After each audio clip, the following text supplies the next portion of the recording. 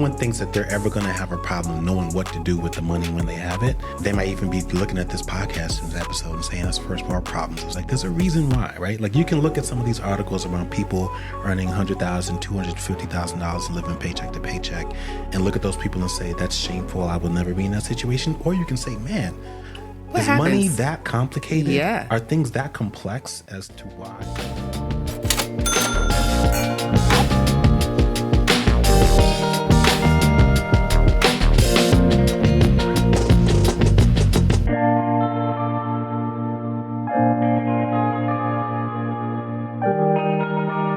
Welcome to the Rich and Regular podcast, where we explore life at the intersection of money. I'm Kiersten. And I'm Julien. And today we're talking about how to manage a windfall. Yes. When that sudden rush or flood of money comes in. Yeah. And you're feeling yourself and you don't really know what to do. Oh, man. It's tax season. It is apparently crypto summer. We've come out of crypto winter. So it is officially crypto summer.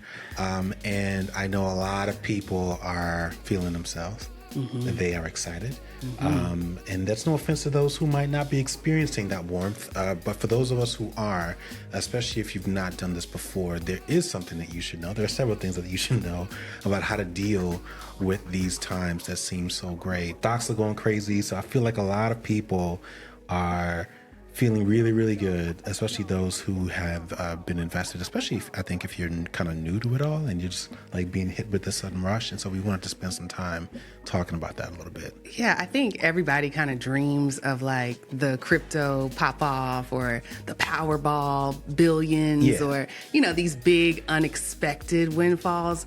But there are actually several smaller milestones throughout your life that you get this unexpected amount of money. It could be a severance payment. It could be, selling your house. Housing prices have been way up. So it could be that you sold your house. It could be a bonus, a signing bonus. It could just be a number of things. Life insurance policies. Yeah, I was going to say life insurance, There's a number of times where you just get hit with this money. And, as business owners and investors, we've actually experienced windfalls quite a bit in our life. That's not a humble brag. That's just when you're off the rhythm of an every other week paycheck, the money flows differently. What's the opposite of a windfall? A shortfall? A shortfall? A rainfall? Because I was going to say, right, like we've had a fair share of situations where you got to cut a big check. And that's a completely different experience that we can talk about at a later date. But I just wanted to add some context. So yes, we've had that experience. We've experienced it on both sides, bull markets and bears. Yeah. So, and so I felt like this would be a good topic to explore, a good opportunity to share what we've learned. And we'll try not to lecture y'all. We're not going to say, like, save it all for a rainy day. I mean, we are going to say that, obviously, but we're not gonna pretend like we just, never splurged. Yeah. We were actually interviewed by our friends, I call them friends, our online colleagues, our peers, Heather and Doug Bonaparte, and they were asking what we would do if we got $1 million just all of a sudden. Do you remember what you said? You know what's interesting about that? Before I answer that question, that popped up in my Facebook memories. We asked that question like maybe 4 years ago, and I combed through the answers to that question, which was actually fascinating. To answer your question, I remember when they asked it, I have no idea what I said. I have a general idea because I know that it would have been different from what I said 5 years ago. I know for a fact 5 years ago, I would have had a greater interest in diversifying those investments. I think I would have been way more interested in commercial real estate and kind of breaking that up a little bit. Yeah.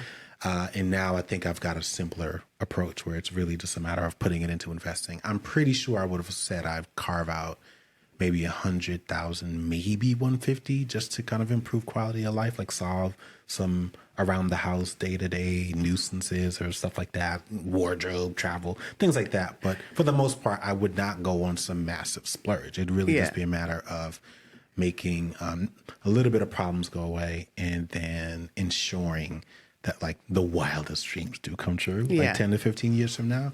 So pretty boring stuff. Yeah, it was your standard, like hardworking Caribbean answer. It was like, good. First thing I do is pay off this house. And then I think you said first thing I would do is take, a percentage off for taxes. Then I'd pay off the house. Yeah.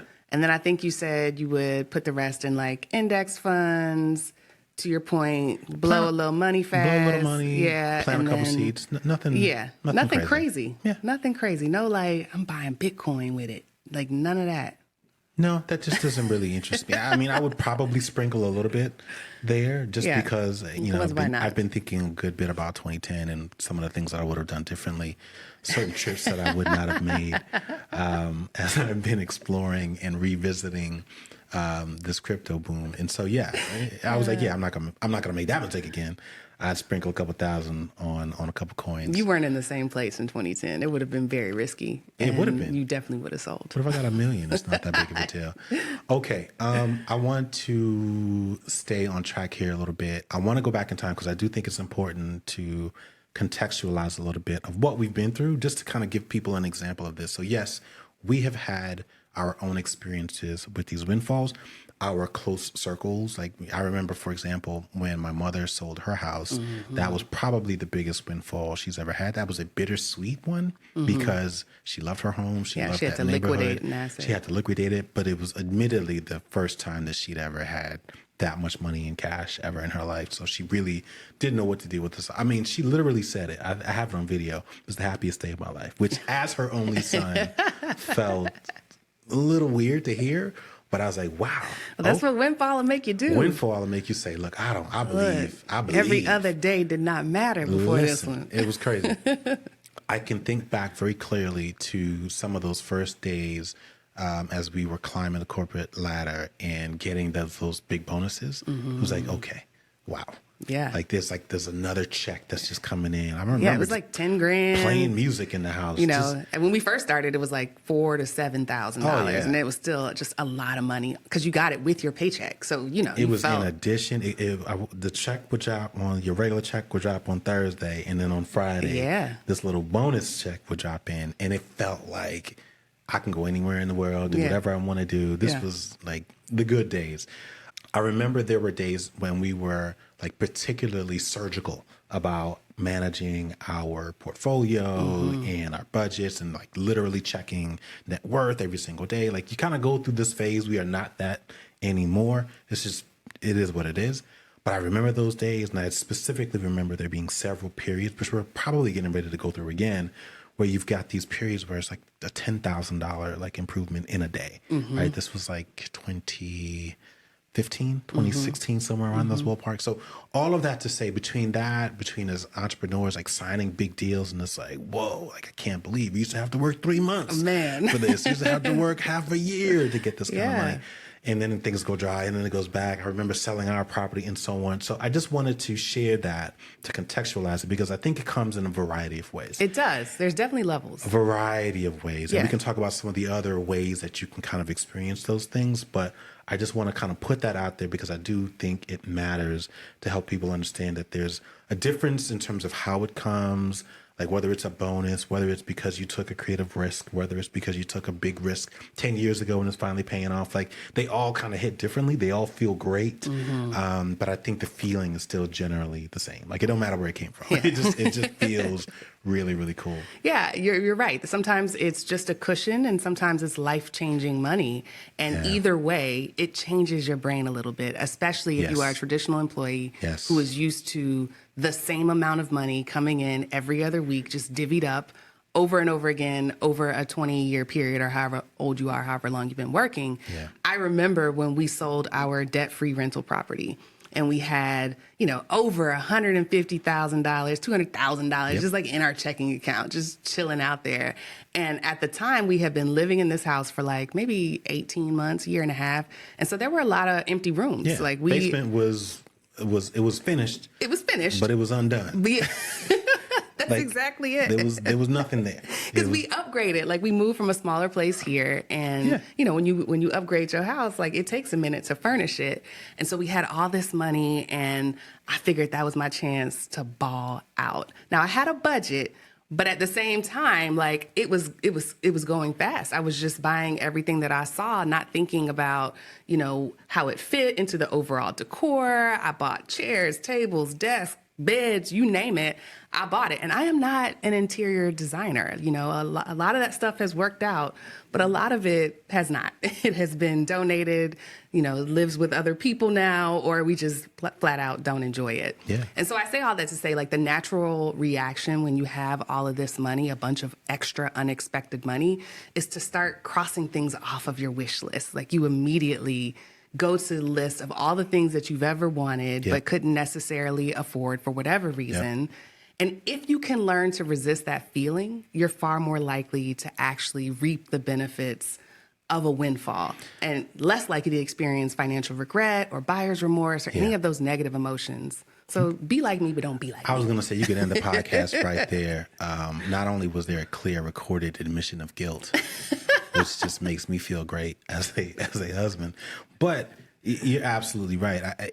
I will say this, I have a slight disagreement or a different point of view in terms of how you're saying it, because I don't know that you really want to approach getting a windfall with like this standpoint of wanting to avoid financial regret.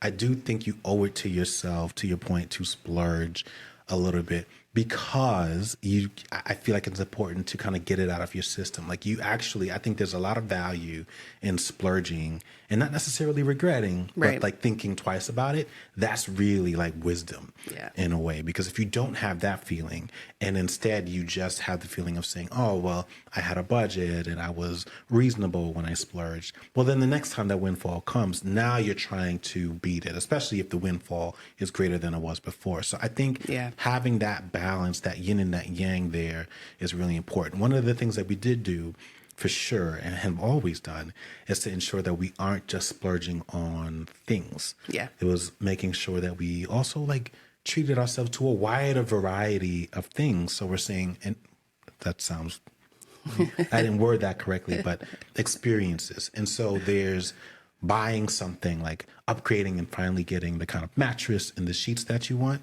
And then there's going to the place that was kind of far out on the list that you never thought that you would quite get there. But now you scratch that itch and you feel like, wow, what am I doing in Thailand or in Koh Samui for a week? This is really, really cool.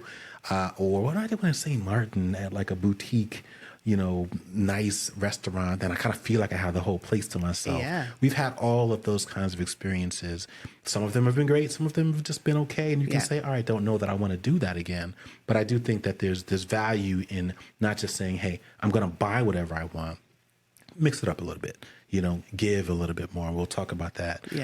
Buy some things, improve some things, solve some problems. I think that is one of the like first big lessons. I know we're not breaking it up in terms of like numbers, but that is certainly something that I would say is worthy of consideration. Like making sure that you've got a combination of things you want, problems you want to solve, just good old giving that just like really, really feels good and like will be beneficial to you 10 years from now and so on. Like mix it up a little bit. Yeah, we definitely use our money to try some shit. Like, you know, there's some things that I remember I used to work for a VP who invited us over to his house for the annual Christmas party. And his house wine was like my favorite special occasion wine. Like it was it's Stag's Leap, y'all, which is a delicious wine. He was like, but it's like $60 a bottle. And that's what he was serving like his team. There was like 100 of us.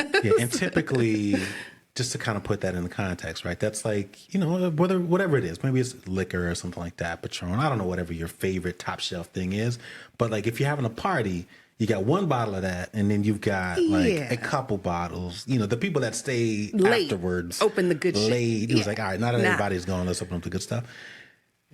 That was just the bar. That was the bar. He's like, this is my favorite wine. This is what I drink. And so this is what everybody drinks. And I remember thinking like, man, how much money do you have to have for that to be your baseline? And so for a couple years when we would get our corporate bonus, we would just go buy really nice wines. Like the kind of wines that are $300 and $400 in a restaurant, but are, you know, priced reasonably in a store if you buy it directly. And so we had a case of really great wine for like, you know, a couple months, and we would just, every time we opened it, it's like, oh, okay. Tuesday. This is what wine. Just and we drink it with like pizza, sub sandwiches. Like it was true rich and regular shit. Like it was a great time. And so Yeah, definitely use your money to have some fun. I think the second thing that I would add to that is just to resist the urge to do anything too quickly. Like, especially if the windfall is something like a life insurance payout, like, you know, the proceeds from the death of a loved one or a severance from the loss of a job, anything that has some sort of weight to it, I would especially wait. But even if it's not, even if it's just fun money, like just don't move too quickly.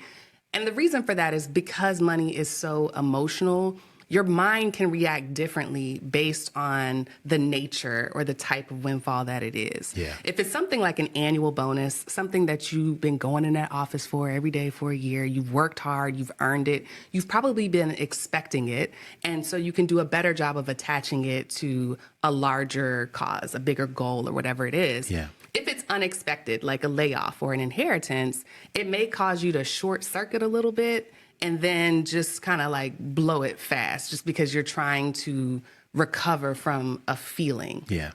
There's a, Haley and Justin, The Price of Avocado Toast. Their story is that they blew through like $600,000 in 6 months or something ridiculous. I mean, no shade to them. I love them. They're great. But they tell this story because, you know, here they are teaching people, coaching people about personal finance, but they have this story of like windfall money. Maybe we should have them on the podcast. Yeah, we should. Yeah.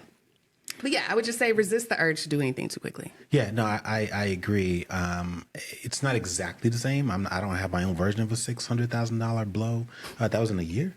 I can't remember the timeline, but it was really short. Sorry.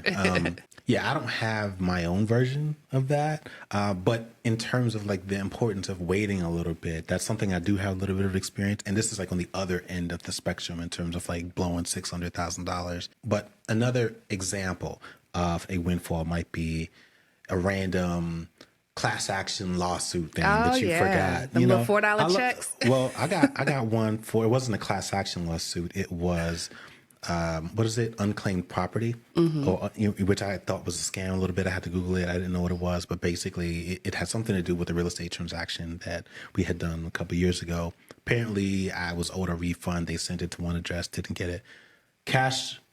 The check was never cashed, and so I ended up getting a check for like $190 or something like that, which I was like, all right, I like receiving checks for $190 that I wasn't expecting.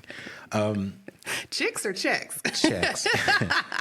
But, you know, I've got a list of things that I want. I've got a list of things that I need. I got a list of things that like I want, but I'm kind of just keeping my eye on. Yeah. And, you know, to your point, if you just pull the trigger and you say, you know, I'm going to get whatever, you end up realizing, man, I probably should have just waited an extra day and then just. And I would have remembered. Yeah. I want a new grill thermometer. Because that's the thing. That's the thing. You end up blowing it on the first thing that's top of mind if you don't have a system. So that's what I think is one of the first tips around or benefits of waiting is creating a system. Create and document that wish list, maybe even categorize that wish list by price range or whatever it is. Because I think a lot of people think they have it in their head, but it's not until you see the thing and it was like, oh man, I did want that. That would have been the perfect use for the $250 or the $1,000 or whatever it is instead of the first thing that came to mind. And not to mention in a world of digital advertising, like you're being swayed all the time and new ideas are being forced in front of you on your timeline. And so even if you have what you want in your mind, you might log on and learn like, oh, you know, Rihanna has a new lip shade or apparently such and such is on tour now. And now all of a sudden you're distracted versus the thing that you've been wanting and planning for. Yes. Okay. So that's, you know, the $250 example. But if we're talking about like $50,000 or, you know, it doesn't really matter, but like a larger amount of money, there's even more of a reason or rationale to like take your time and stop and think about it. The first one is because you want to think about whether or not you need to tell your loved ones and how you tell your loved ones. I know that you're feeling excited. You feel like, oh my gosh, all the problems are going to be solved. And I will just say from personal experience, especially if you've had these kinds of deeply ambitious conversations with people. I've been there where I have a family member who I said, man, when I get put on, I'm solving that problem for you. And then you get put on And it's like, ooh, Everybody I hope he doesn't Everybody think, got the handout. Yeah, or I hope he don't remember that conversation because I mean, he he or remembers. she thinks that I can solve that problem, but I can, and I know it gets so complicated. It does. And so these are the kinds of things that you really, really want to be mindful of. So think about how you're going to communicate it, because there might be some people who remember something that they did for you or something that you said, and they're thinking now is the time where you're going to all of a sudden make all their problems go away. We mentioned it briefly in terms of the response to the question that we were asked, but it absolutely needs to be one of your top of mind questions, is to think about what the tax implications are, right? Yeah. Is that taxable income? What impact does that have on your marginal tax rate?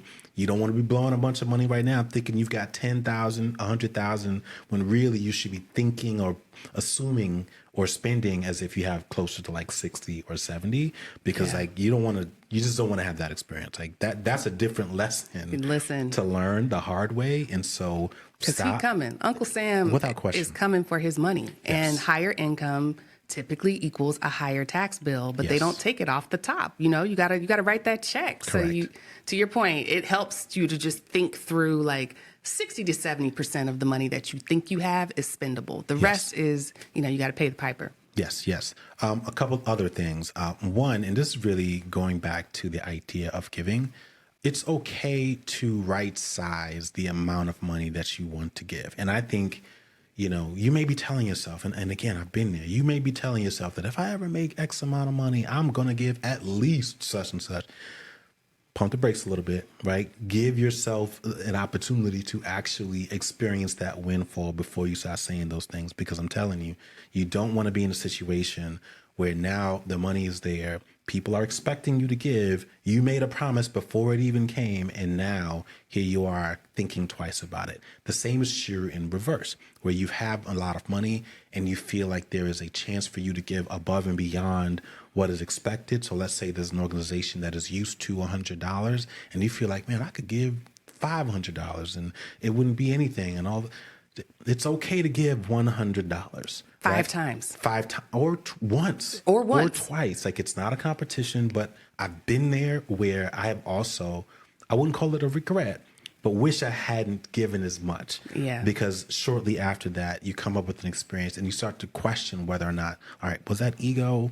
Was that just like hubris? Like, what was that? Why did I feel so willing to give or to treat that money a little more loosely than I should have? So I think that's something that a lot of people really should be. But there's also the other side of that coin where this has been studied a couple of times, and if I find it, I'll link it in the show notes, but nonprofits also struggle with windfalls. Yeah. And so there have been stories where someone wins the lottery, they tithe 10% all at once to their church or to whatever belief system they have.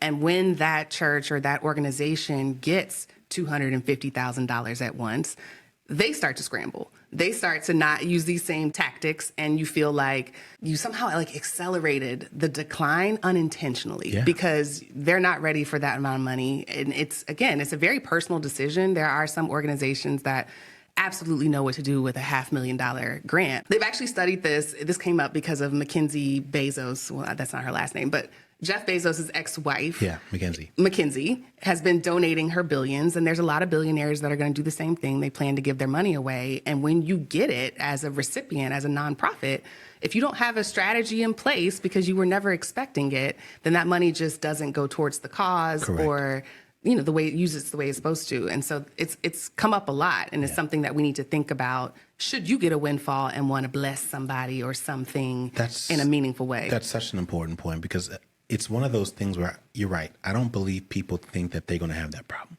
Right. Right. Like, no one thinks that they're ever going to have a problem knowing what to do with the money when they have it. They might even be looking at this podcast in this episode and saying it's first world problems. I was like, there's a reason why, right? Like, you can look at some of these articles around people earning $100,000, $250,000 and living paycheck to paycheck, and look at those people and say, that's shameful. I will never be in that situation. Or you can say, man, is money that complicated? Yeah. Are things that complex as to why some certain people may not exactly know what to do? And so all of that to say, I think especially when we're talking about large lump sums, because there are long-term implications, instead of being judgmental and certainly instead of being naive, It actually just means you've got more decisions to make, right? You've got a combination of things, no different than a philanthropist, to say, hey, how do I want to affect positive change in the world? What's going to be the best use of that money? Same is going to be true for you.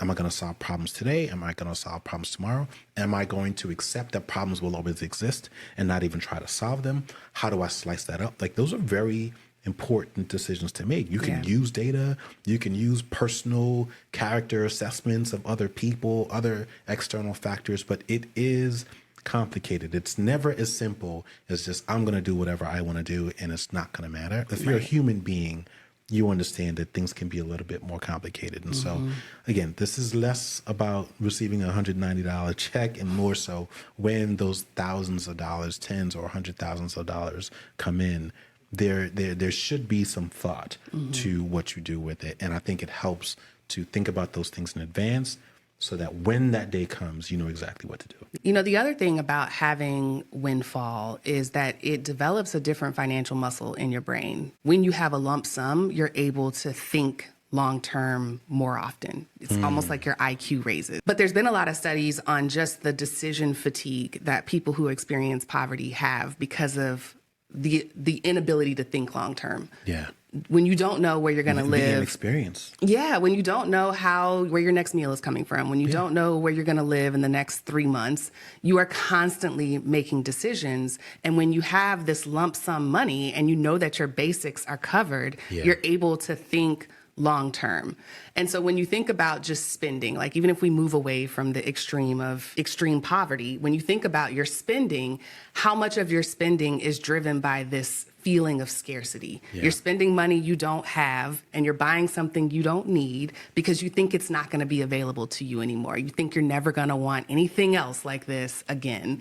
And all of those decisions impact how quickly that money goes. When that's no longer a factor because you can presumably afford several things on your list, you can look at anything in any store and buy it because you've got the money sitting in your checking account, you can be far more intentional about the areas that you want to invest in, right? It's about going deeper instead of wider. You can think about all the chores that you have, to your point about what problems you want to solve in your life and in others. That's a muscle that is only developed when you have enough money to think like that. You could try. You could definitely, that's what manifesting is, when you're imagining something that hasn't happened yet. But when it actually happens, the muscle changes. It's a different, it's almost like, I don't know enough about fitness and anatomy to say like what it goes to, but it's like a super drive. I'm thinking about it from a standpoint of startups that make a point to hire seasoned CEOs and seasoned CFOs, right? You don't really know what it's like to manage multiples of millions of budgets or any of those kinds of things because you're just a startup. And now all of a sudden you're doing well. You're kind of forced to do that. If you don't have that experience, it's really beneficial to have someone on your team that actually knows how to do it. So the same is true in your life. And I guess this is where a advisor, and I don't specifically mean a financial advisor, it could be a role model or someone who can play some type of advisory role to say, hey, what would you do if you were me? I just want to make sure I'm not missing anything and that I'm preparing myself for the future that I don't quite know how to predict. It makes me think about the talk that we just did. We just did a really great boot camp in partnership with Dream Bank, which is a subsidiary of American Family Insurance, a couple weeks ago, it feels like, or maybe that was last week.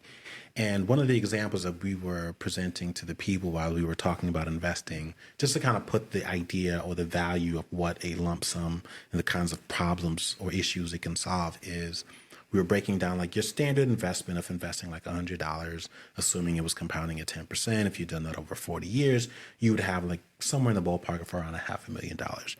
And then we presented it and said, hey, well, what if you did that same thing, but it was you and your partner? And if you did that, naturally you would double your money.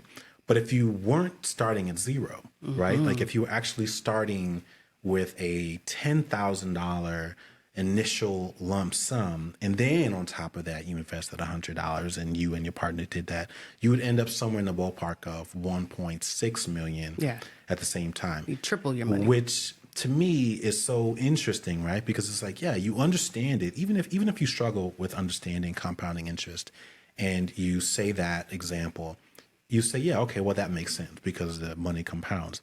But then when you think about how that $10,000 kind of head start basically creates a third person for you. It really helps to illustrate like the true power of compounding and like how a seed or a bag of seeds can turn into something far greater and basically replicate all of the money that you have been working for. And so when you think about it that way, and then you think about the kinds of opportunities that you might have in these cases, I think it just helps to at least give yourself an opportunity to say, yes, you're okay. That's hard to wrap my head around. And maybe I shouldn't buy that expensive case of wine. Or maybe I don't have to jump immediately from what I'm accustomed to here. I'm willing to kind of meet somewhere in the middle so that I can ensure that I've got money working on my behalf for the days where I get tired, or so that you can give your child or someone else's child or any number of children a type of head start. I think that's the way that I would encourage a lot of people to think about these opportunities as they're flush with cash. Yeah, I think it's one of the hardest sells about compounding interest is that it doesn't get sexy until you have a big balance. If you just have $100 compounding, it's very different than if you have $100,000 compounding. Correct. Because as you continue to let it sit, it doubles in a quicker time period than it would just linearly. Yeah. And so if you let compounding interest do its magic, you start to drastically shorten your financial goals. You might have thought you had to work till you were 60, but then you put $50,000 in there when you're 40 and you realize like, oh, snap, at 52, I'm actually ready to go, right? And I think that's really hard to wrap your head around because compounding is so exponential and our brains just don't work like that. Plus, the same is true for debt. When it comes to debt, it's a hard sell to tell people how important it is to pay off when they are making small incremental payments and only seeing incremental progress. But if you think about the compounding impact of paying off your debt, you not only get a raise in the short term because your cash is no longer going towards this money that you've already spent. Yep. You're also reducing your need for future income and you're taking the pressure off of your retirement savings. So an example, like if someone wants to pay off their mortgage and their mortgage was $2,300, that's $2,300 less than they need to spend in the future. Yep. That's $2,300 less than they need to account for when they're thinking about their retirement income. If we save for Bo's college right now, I'm not picking jobs or careers for myself that allow me to set aside additional money for his college education because I've already saved for it. I've already invested for it. Not to mention, and I know this has been research heavy, but research shows that the psychological impact of making progress on a goal is almost more fulfilling, and in a lot of cases is more fulfilling than achieving the goal itself.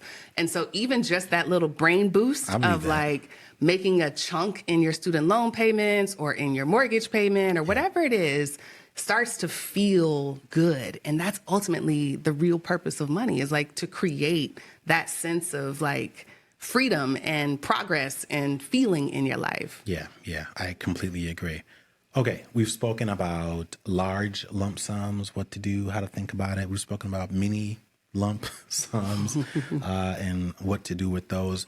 I think it also comes in a different form, which is when you get the big job, you get the big kind of salary bump, right? It feels... Or your side hustle takes off. Or the side hustle all of a sudden kind of reaches the next level. Mm-hmm. It exceeds expectations, and now it's producing the kind of income that you want. What do you do with that money?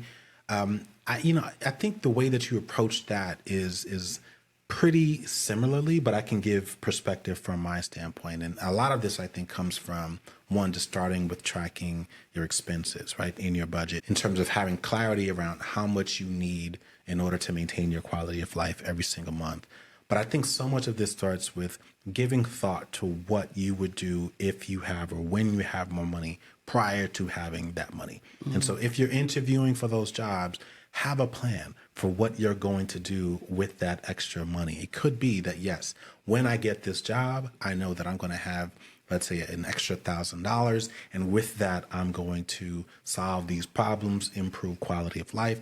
You can do any number of those things. But I don't think people give enough thought. I know they think immediately, well, all my problems go away. Right. And that may not necessarily be true, right? You need to have clarity around what you need to earn in order for whatever your problems are to actually go away. But I hear that all the time, and people haven't given enough thought around what they're going to do. So for me, I remember it being little things like, yes, I'm going to renovate the bathrooms. Mm-hmm. Yes, I'm going to buy the new car.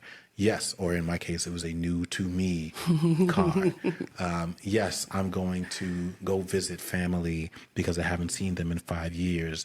And you can kind of break it up and say, well, in the spring, this is what I'm going to do. That's going to cost me $1,000. And in the summer, this is what I'm going to do. But these are some of the things that I'm going to do that ensure that there's a greater long-term quality of life component to the way that I'm dividing up this money. How you slice that up is completely up to you. But I think the way that you handle those situations is dependent on the pre-work around having clarity around what your budget is and then what you would do if you have or put yourself in a position where you could earn more. I think part of that thought process, the pre-work as you call it, part of that is also thinking about what type of expert resources you may need. Yeah. I think people naturally assume when they get a windfall money that they automatically need a financial advisor, a wealth manager, a person to tell them what to do with their money. It's like a part of growing up. Yes, it's a cultural I'm a tick. real professional like, now. oh, I got money now. I need somebody to tell me what to do. Tell me what to do with it. Yes. And I know that I'm biased as a DIY investor. I personally don't think you need to focus on investing advice unless it's like over $2 million windfall, or unless it's like a year later after you've already gotten it. Now, I will say it's worth hiring a CPA for some tax advice and making sure that you are accounting for the tax implications of your situation. And I also think it's worth hiring an attorney that can help you with estate planning. Like, you're probably going to need a new will. You're probably going to need some sort of protections to make sure that your money isn't just out there floating loosey-goosey. And you'll probably need to update your insurances, right? Whether it's life insurance or other liability insurance. Those are the things that CPAs, attorneys can help you with at a very fair hourly rate. It's not no percentage of your wealth. It's not, something that rides the tide with you. It's not putting you in any investments. It's just a matter of protecting what you have, which is a piece that people forget about. Yeah, it's such an important point. I had a conversation with a friend of mine just the other day, and one of the things that he said before we jumped off is that he was going to call me. He was glad that I called him, and he was letting me know that he was going to call me back because he had been thinking about some things, and I think he was getting ready to come into some money, but he didn't trust anybody else, and he knew that I would tell him the truth or at least give him a point of view that he didn't really feel like anybody else would have because he doesn't share those kinds of details with anyone. And I think that's true for a lot of people, right? So I would treat this process, to your point around seeking professional help, I think that's a good idea. If you're not a real estate investor, you might not understand this example, but one of the key things that real estate investors do is they get multiple quotes, right? No different than if you're experiencing some type of health issue and you think about going to one doctor and getting a second opinion. This is exactly the time where you would want to do that as well. So if you speak to one CPA and you like it, it's totally fine for you to talk to another one or get another quote, especially if this is your first time, because you're just going to assume that this is how much it costs to meet with a lawyer, or this is how much it costs to get an estate plan done. You don't know that, it's up to you. You can spend $400 or $5,000. Both of them are going to be willing to take your money. Yeah. Same thing with the CPA, same thing with the tax advisor, same thing with a wealth manager. And so I think it's important that people do that. Talk to people you know. If you don't know anyone, then ask if someone that you know knows someone. See if you can get in front of them. But there are plenty of fee-only advisors that you can reach out to that are, generally speaking, all reasonable, assuming they're fiduciaries. Yes. And they can give you a general understanding of what you should do in these situations if you're investing or just receiving this money and you don't really know what to do with it. Because I can tell you right now, certainly different from 5 years ago, there's more voices and more conflicting information on what to do or how to think about money and investing, I think, than ever before. And I think it's only going to get more challenging. Absolutely. So there's a benefit to there being more options available. But because of how most people's brains work and the difficulty that comes along with having all of these different options and experiencing decision fatigue and indecision, it just becomes overwhelming, and then you end up not doing anything. And then that just leads to you either missing out on an opportunity or making some type of impulse decision. Yeah. And so all of that to say, reach out to multiple people, right? Write it down, organize those things and say, why is it that some people are saying I should do this? Other people are saying do this. Organize all of these options.